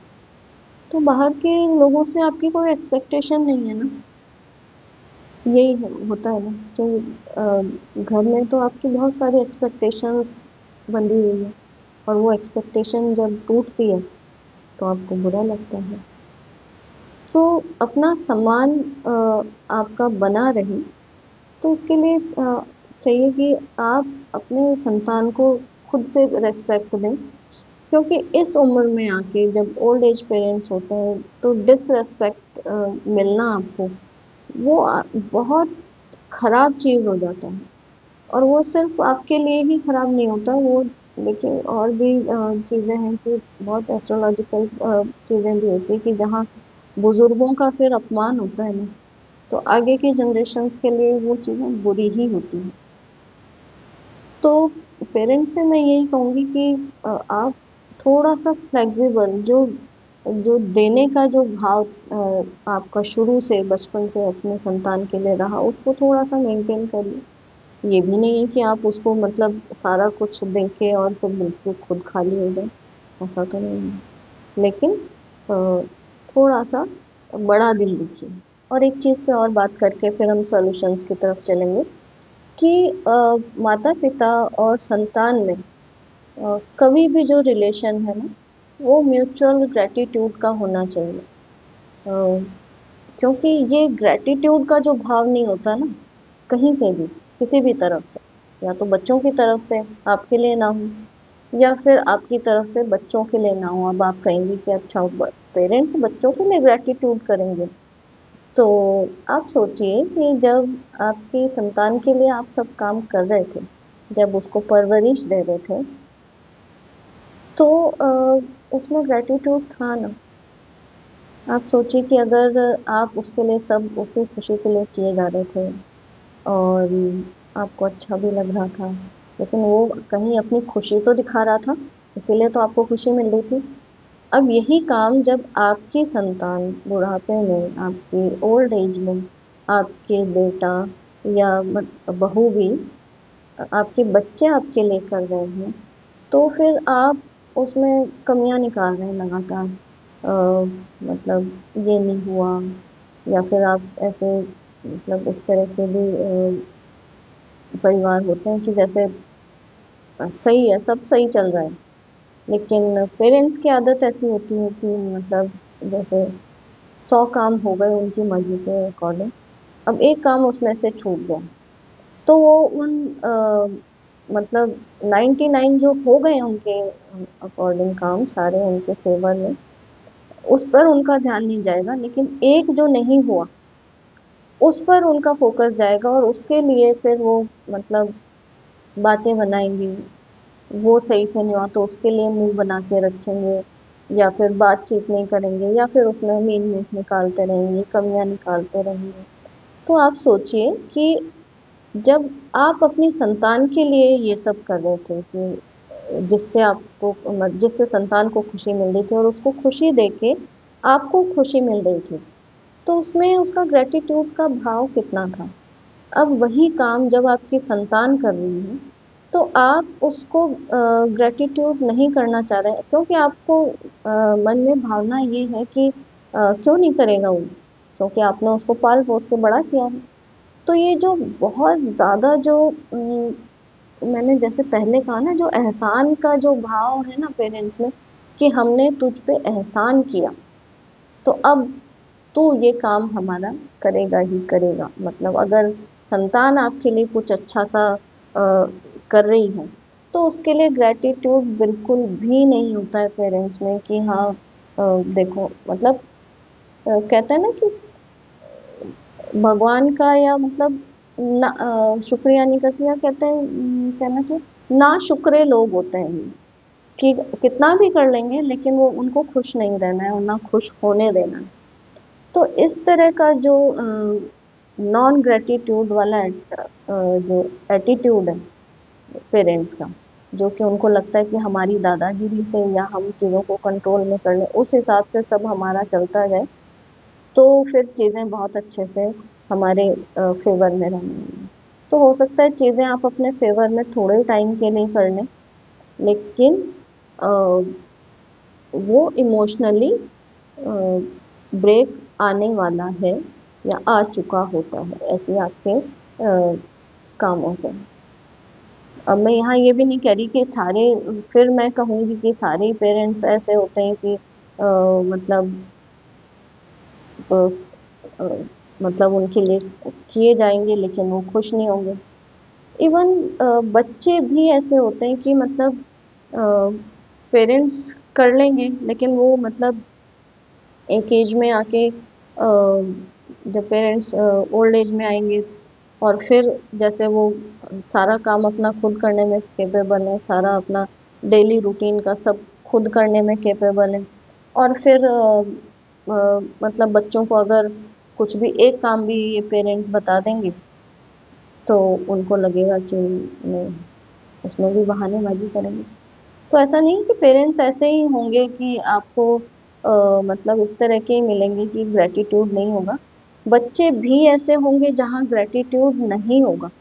तो इस कोर्स के ज़रिए मतलब मैं अगर पेरेंटिंग पे बात कर रही हूँ, तो ये मेरा कहने का मतलब इसके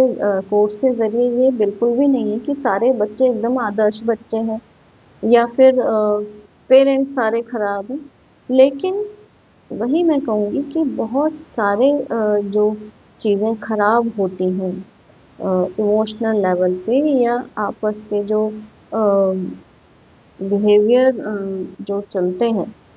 पेरेंट और बच्चों के बीच में, उस कारण से जो गैप्स आते हैं वो इन्हीं वजहों से आते हैं। तो चलिए अब सॉल्यूशंस की तरफ चलते हैं। तो सॉल्यूशंस का ऐसा है कि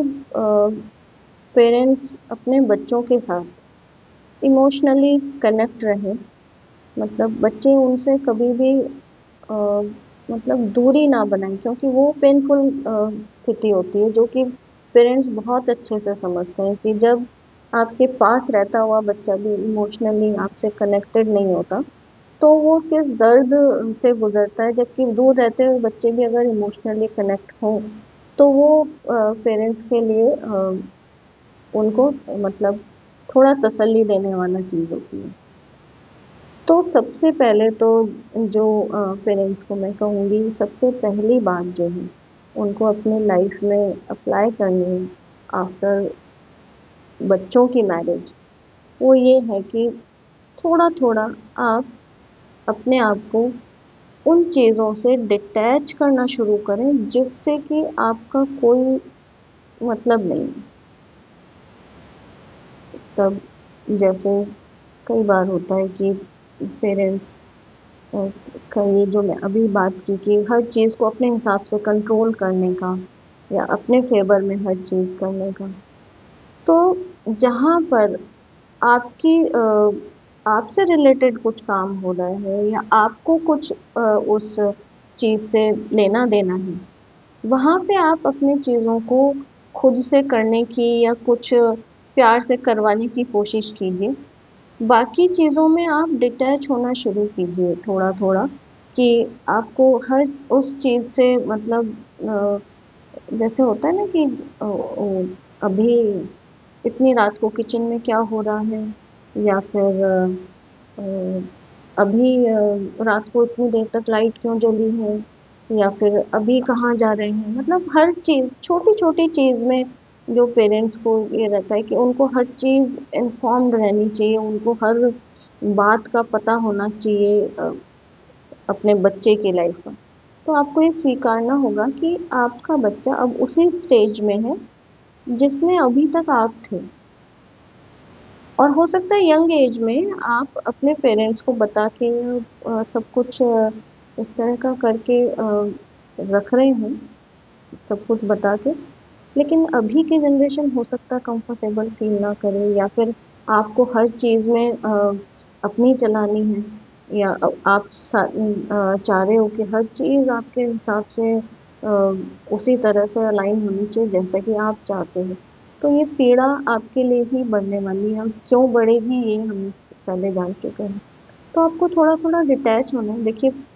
पहले के समय में जहाँ हम मतलब जभी भी ओल्ड एज पेरेंट्स की बात होती है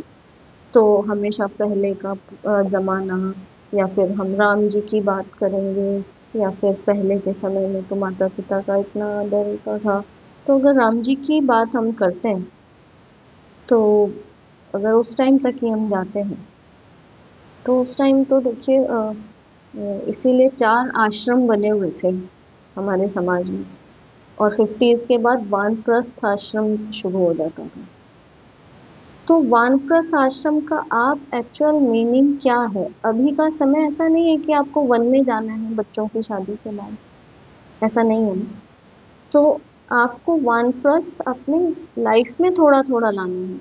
कि जिन चीजों से आपका कोई मतलब नहीं है, उन चीज़ों से आपको थोड़ा-थोड़ा डिटैच होना है, क्योंकि ये चीज़ें आपकी खुद की मेंटल पीस को खराब करती है। और फिर देखिए, मेंटल पीस तो ऑटोमेटिकली वैसे ही खराब होगी ना, जब आप सोचोगे कि ये चीज़ मेरे अकॉर्डिंग होनी चाहिए, वो चीज़ नहीं हुई, तो फिर आप फिर कंट्रोल करने की कोशिश करोगे, या फिर कुछ मतलब इस तरह का हार्ड वर्ड्स बोलोगे, या इस तरह का कम्युनिकेशन होगा, तो फिर घर में कुछ भी नोक झोंक या लड़ाई झगड़ा हुई, तो फिर अशांति तो हुई।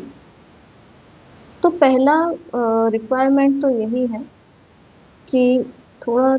डिटैचमेंट लाना शुरू करें। और उसके लिए ये डिटैचमेंट देखिए कैसे लाया जा सकता है। उसके लिए बहुत अच्छा और समय की मांग वाला जो सॉल्यूशन है, वो ये है कि आपके बेटे बहू, या तो आजकल तो जनरली होता है कि दूसरी सिटीज में ही रहते हैं, कि जॉब वॉब सबके बाहर ही होते हैं, तो साथ में कम ही बच्चे रहते हैं। लेकिन अगर वो साथ रहते हैं तो बेशक आप साथ रहिए, लेकिन आप अपने बेटे के लिए एक अलग यूनिट बनाइए रहने के लिए। जैसे आप ऊपर नीचे भी रहते हैं तो कंफर्टेबल है, लेकिन अपने बेटे के लिए आप अलग यूनिट बनाइए। मतलब किचन और सारा उसका मतलब एक फ्लैट टाइप अलग ही हो। इससे देखिए दो चीज़ों के सॉल्यूशन होंगे। एक तो आप, जो फीमेल्स होती हैं, उनको जनरली यही फीलिंग होती है कि देखिए 40s तक अब समय ऐसा आ गया है कि 40s तक आते आते बॉडी थकना शुरू कर देती है, और 50s और 50 के अबव जाते जाते ना, तो किसी भी सास की इतनी हिम्मत नहीं होती है कि वो अब फिर से पूरा गृहस्थी संभाल सके, पूरा घर संभाल सके। तो अब आज के समय के हिसाब से अब मोस्टली जो बहू आएगी वो वर्किंग ही आएगी। अब जहाँ मतलब जनरली सोचा जाता है कि बहू के आने से थोड़ा हेल्प हो जाएगा, इस तरह का नहीं हो पाता है। तो वो सारी जो जिम्मेदारी है घर की, ज़्यादा बढ़ के सास पे ही आती है, और फिर वही होता है कि चीज़ों को कंट्रोल करने की कोशिश की जाती है, या फिर कहा जाएगा कि बहू को नौकरी छोड़ देनी चाहिए, उससे फिर अशांति होती है। या फिर होता है कि अगर बहू नौकरी कर रही है तो मतलब चेंज आया है समाज में, तो ऐसी सास भी होती हैं जो कि सपोर्ट करती हैं बहू को। लेकिन फिर उसका नेगेटिव इफेक्ट ये है कि फिर बहुएं अपने आप को कभी घर के हिसाब से डालने के लिए या तो एफर्ट नहीं लगाती, और एफर्ट लगाती भी हैं तो वो उतना चीज़ों को समझ ही नहीं पाती हैं कि घर में किस तरह से क्या काम होना है। तो बेहतर ये होगा कि आप उनके लिए अलग यूनिट बना दें, जिससे कि बेटा बहू देखिए, समय की मांग ये भी है कि आप अपने बेटे को भी खाना बनाना या थोड़ा बहुत चीज़ों की, जैसे चॉपिंग वगैरह करना सब्जियों की, ये सारा तो काम चाहिए पेरेंट्स को कि अपने बेटे बेटी दोनों को ही सिखाना चाहिए। तो ये काम आप जब बेटे बहू को एक सेपरेट यूनिट में रख रहे हैं, तो वो अपने किचन का काम दोनों मिलके कर सकते हैं, अपने घर का काम दोनों मिलके कर सकते हैं। इससे क्या होगा कि उनकी आपस की अंडरस्टैंडिंग भी बढ़ेगी, और जो आपको एक्स्ट्रा जिम्मेदारी लगने लग जाती है कि बहुत मतलब आप बिल्कुल बंद गए हैं, या कुछ भी आपके अकॉर्डिंग नहीं हो रही है चीज़ें, जो अंदर एक होता है ना, फ्रस्ट्रेशन सी पैदा होती रहती है। और वो फिर क्या होता है कि थोड़े टाइम तो चीज़ें सहन होती है, लेकिन जब बॉडी जवाब देने लगती है ना, तो फिर वो चीज़ें बर्स्ट होके निकलती हैं। या फिर वर्स्ट केसेस में होता है कि हम तो नहीं रह सकते साथ में, या फिर अलग रहो तुम लोग। तो ऐसा क्यों करना है? उनको भी अपनी जिम्मेदारी भी संभालने दीजिए, और एक दूसरे को समझने दीजिए। उनके फिर ये भी तो होता है फैमिलीज में कि उठना बैठना सारी चीज़ों पे भी रहता है कि हमारी फैमिलीज में तो इस टाइम उठने का समय होता है, इस टाइम उठना चाहिए, या ये देखिए सब कंट्रोल करने की जो चीजें हैं ना, उसको आप एकदम से दूर कर देंगे अगर उनको आप सेपरेट यूनिट में रखें। अब ऐसा नहीं है कि इसमें बिल्कुल मैं कह लूँ कि बिल्कुल अलग कर दिया या आपको बिल्कुल लेना देना ही नहीं रखना है अपने बच्चों से। लेना देना आपको बिल्कुल पूरा रखना है। उनको कभी भी हेल्प की जरूरत है तो आप हेल्प करिए,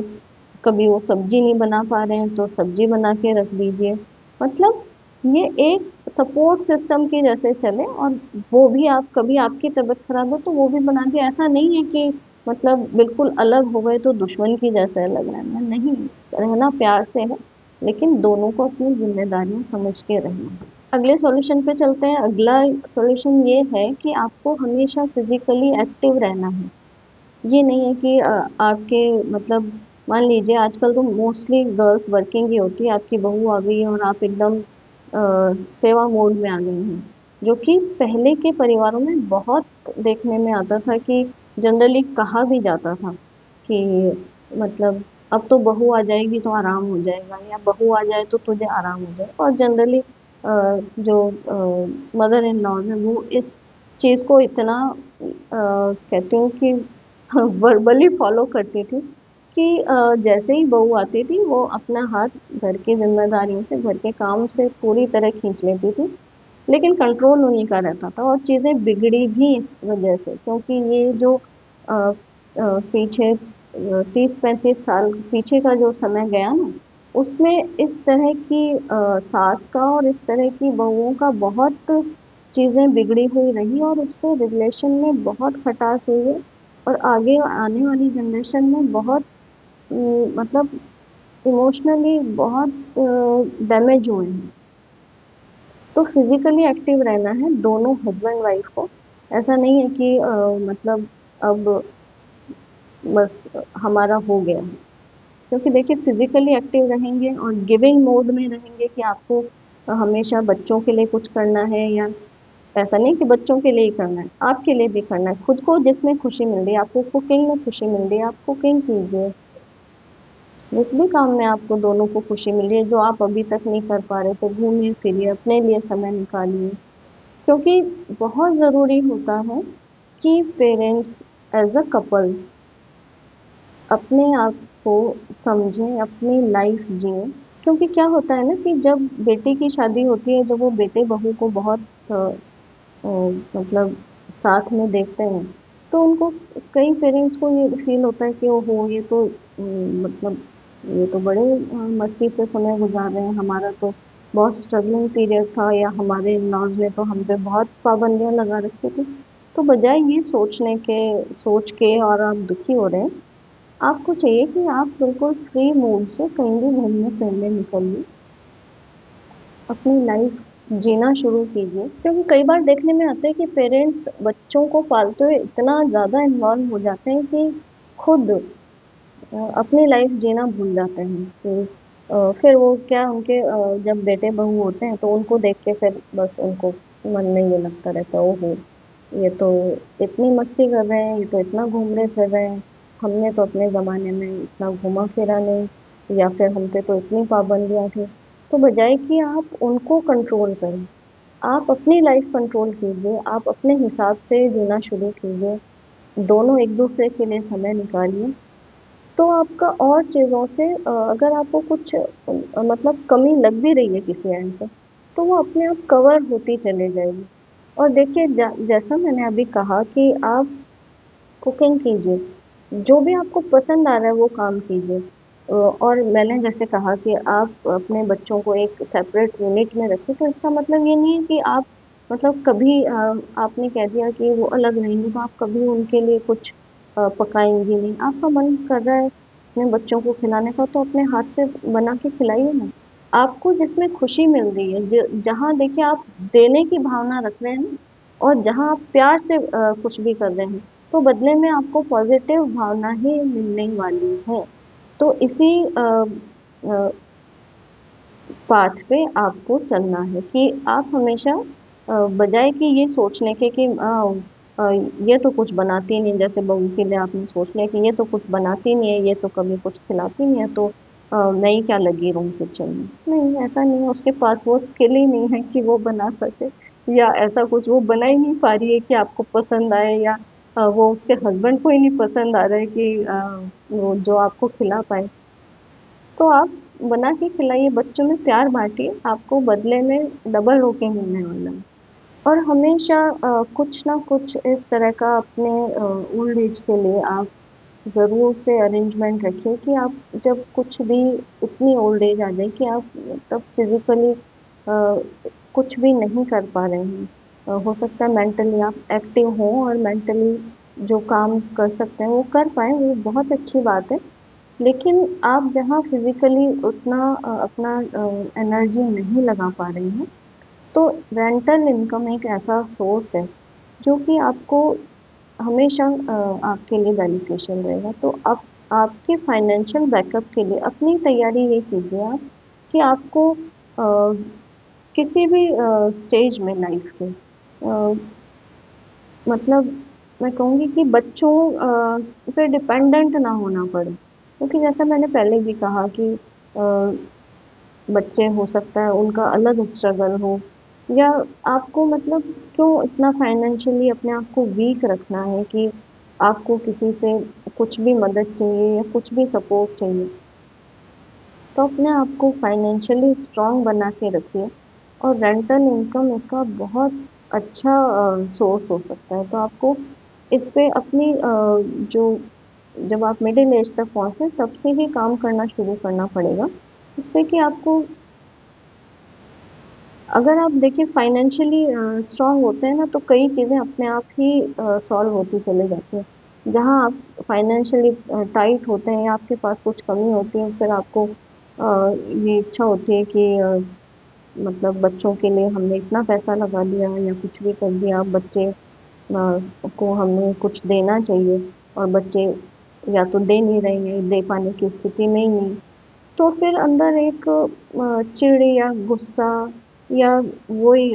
मतलब दूरियां बढ़ती हैं। तो इससे बेहतर है कि आप बच्चे की परवरिश करते हुए अपने लिए भी थोड़ा सा फाइनेंशियल बैकअप का इंतज़ाम करके रखें। इसीलिए आपको याद है कि मैंने जब अपनी स्टडीज़ पे क्लास हुई थी,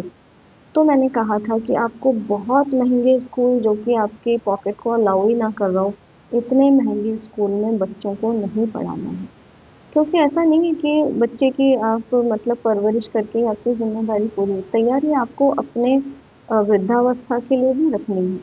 क्योंकि ये चीज़ें फिर आपके, जहाँ आप अपनी सोच में मान के चल लेते हैं कि बुढ़ापे में आके मुझे अपने बच्चों से सपोर्ट मिल जाएगा क्योंकि मैं इतना ज़्यादा कर रहा हूँ,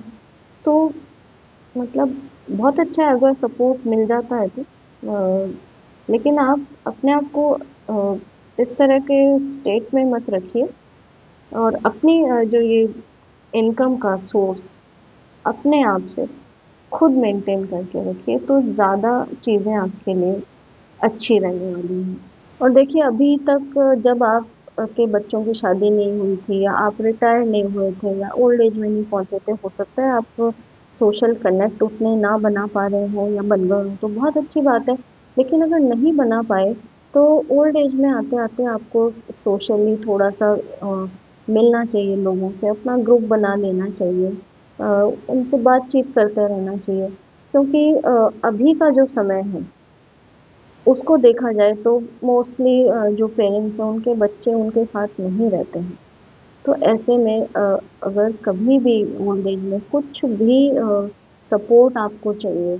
अपने हेल्थ से रिलेटेड या कुछ भी काम करवाने के लिए छोटा मोटा, तो आपका एक अच्छा सोशल सर्कल जिससे कि आप अपनी बात कह सको, अपना मन लगा सको, सुबह शाम बैठ के उनसे बातें कर सको, जिससे कि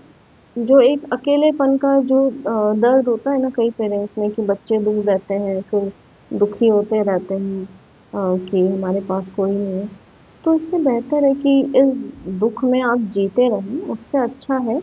कि अपना एक सोशल सर्कल मेंटेन कर लें, और आप उसमें अपने इंटरेस्ट ढूंढें, या अपने मन का जो भी है वो करते रहें। क्योंकि देखिए एज तो ऐसा है कि हर एज के बाद एक दूसरा स्टेज तो आना ही है, जीवन है तो, ऐसा नहीं है कि हमेशा यंग ही रहना है। तो ओल्ड एज भी उसको मतलब एक नेगेटिव चीज़ ना लेके पॉजिटिव तरह से ली जाए कि अब हम फ्री हैं और अब हम कुछ भी, एक तो जब आप मतलब सोशली कनेक्ट होते हो और किसी के लिए भी कुछ थोड़ा बहुत भी सपोर्ट करते हो या बात करते हो, यंग एज के भी कई बच्चे आपको मिलेंगे, उनको कुछ भी गाइडेंस दे पाते हो आप, तो आपको एक अंदर से मतलब बहुत खुशी मिलती है कि आप मतलब कितने अभी भी आपकी इतनी वर्थ है। तो आपको ये जो कई पेरेंट्स को या ओल्ड एज में आके लोगों को लगने लग जाता है कि अब मतलब बुढ़ापा बेकार है, तो वो तभी लगता है जब आप अपने आप को एक तो बातचीत नहीं करते या सिर्फ अपने अकेलेपन में ही इतना खो जाना चाहते हो कि अब किसी से मतलब नहीं है। तो बुढ़ापा एक एज है, एक समय है। तो उसको इतना दुखी होके या सिर्फ अपने हेल्थ के वो जो रिपोर्ट्स हैं उनको देख के या फिर अपना जो खाने पीने का बहुत मॉनिटर करके इस तरह से गुजारेंगे तो फिर लाइफ ना बहुत फीकी फीकी लगने लगेगी आपको। और आप बच्चों के साथ रह रहे हैं तो बहुत अच्छी बात है, लेकिन जैसे मैंने पहले कहा कि आपको थोड़ा सा ग्रेटिट्यूड रखना है, थोड़ा सा रेस्पेक्ट रखना है, जिससे कि आपका सम्मान, आपका जो भी सेल्फ रेस्पेक्ट है वो बना रहे। क्योंकि देखिए चीज़ें इस तरह से काम करती हैं कि जैसे जब आप बच्चे को परवरिश दे रहे थे तो आप सारी चीज़ें अपने हिसाब से उस तरह से बता रहे थे बच्चे को कि वो ऐसा करेगा तो इस तरह से सही होगा और जो सही होगा उससे आपको खुशी मिलेगी। मतलब आपके कहीं न कहीं बच्चा सही करे तो ही आपको अच्छा लगेगा ना। तो आप जब बच्चे को परवरिश दे रहे थे बचपन से और यंग एज तक, तभी भी आपका माइंडसेट ये था कि बच्चा जो भी करे या हमारे हिसाब से करे जिससे कि हमें खुशी मिले। और शादी के बाद भी आपको अगर ये एक्सपेक्टेशन है कि बच्चा जो भी करे उससे खुशी हमें ही मिले, मतलब हर तरह से जो एफर्ट्स हैं वो बच्चे को ही लगाने हैं। पहले भी शादी से पहले आप उसको इस तरह से कंट्रोल कर रहे थे, इस तरह से गाइड कर रहे थे कि अल्टीमेटली वो इस तरह से काम करे तो आप तब खुश रहेंगे और बच्चा उसमें कर भी रहा था। लेकिन अब भी आपकी ये एक्सपेक्टेशन है कि मतलब सारी चीज़ें उसी अकॉर्डिंग हो जो कि मतलब वो बच्चा जिस तरह से उस तरह से करे जिस तरह से आपको खुशी मिले। तो हो सकता है वो सिर्फ आपका पॉइंट ऑफ व्यू हो सकता है कि बच्चे की खुशी किसी और तरह से हो, तो आप उसके पॉइंट ऑफ व्यू को भी समझें और ये समझने की कोशिश करें कि अगर बच्चे की खुशी आपकी चाहत से कुछ हटकर है तो उसकी खुशी में किस तरह से आपको रहना है, मतलब अगर कुछ भी आपका एक्स्ट्रा एफर्ट नहीं लग रहा उसमें तो आप वो बच्चे को करने दीजिए। अब आपको लगता है कि नहीं हम तो सही बता रहे हैं वो गलत वो कर रहा है, तो अब देखिए बच्चा जब यंग एज तक पहुंच गया, जब आपने अच्छी उसको परवरिश दे दी है, तो अगर वो रॉन्ग कुछ आपको लग रहा है कि कर रहा है तो अगर गाइड करना आपका फर्ज बिल्कुल बनता है, लेकिन उसके चलते आप उसको कंट्रोल करने की या फिर किसी भी तरह के रिजिड रह के उसको डिसरेस्पेक्ट करें तो ये फिर चीज़ें वापस से पेरेंट्स के ऊपर ही आती हैं। तो गाइड आपको अपने संतान को तभी करना है जबकि वो आपसे गाइडेंस चाहे या आगे होके मांगे आपसे, आपके पास आए और बोले कि पापा या मम्मी मुझे इस तरह से मैं कंफ्यूज हूँ, मुझे गाइडेंस चाहिए। वरना अगर आप अपनी तरफ से उसको गाइड कर रहे हैं, कुछ भी एडवाइस कर रहे हो और नहीं मान रहा है, तो आप उसको फिर थोड़ा समय पर चीज़ों को छोड़ दीजिए, क्योंकि क्लैशेस का ये भी बहुत बड़ा रीज़न होता है कि हम चीज़ों को उस तरह से करवाना चाहते हैं जो हमें लगता है सही है और हो सकता है कि उसका पॉइंट ऑफ व्यू सही है। तो ओल्ड एज में आके अगर पेरेंट्स इस तरह का अगर स्ट्रक्चर रखें पेरेंटिंग का, अपना रोल इस तरह से निभाएं, तो हो सकता है कि आने वाले समय में पेरेंट्स और बच्चों के बीच में जो अभी गैप्स आ गए हैं वो गैप्स कम हो, मैं अभी कम होने की ही आशा रख रही हूँ, क्योंकि एकदम से तो कोई भी चेंज मतलब ऐसा नहीं है कि बहुत जल्दी आ जाता है। और अपने लेवल पे पेरेंट्स इस चीज़ को स्वीकारें कि हाँ, ये गैप्स हमारी तरफ से भी रह रहे हैं, वो भी बहुत कम प्रोबेबिलिटी है। तो चेंज आना तो श्योर है, लेकिन कब तक आता है चेंज? क्योंकि हम आप जैसे पेरेंट्स जब थोड़ा बहुत चीज़ों को सही करके सही डायरेक्शन में ले जाके कोशिश करेंगे, तो ऑब्वियसली चेंज आएगा। तो ये पूरा जो जर्नी है इस कोर्स की, आपको कैसी लगी ये आप मुझसे शेयर कीजिएगा। मैं अपना ईमेल आईडी ज़रूर से डालूंगी। और ओल्ड एज पेरेंट्स की जो पेरेंटिंग थी उस पर आज हमने बात की, लेकिन एक क्लास और इसके बाद रहेगी, जिसमें मैं कुछ एडिशनल कुछ कुछ इनपुट्स आपके साथ शेयर करना चाहूँगी। कुछ अपने एक्सपीरियंसेस, कुछ एस्ट्रोलॉजिकल फैक्ट्स। तो वो ऐसा नहीं है कि वो कम इम्पोर्टेंट क्लास रहेगी। तो फिर मिलते हैं अगली क्लास में। Okay, bye bye.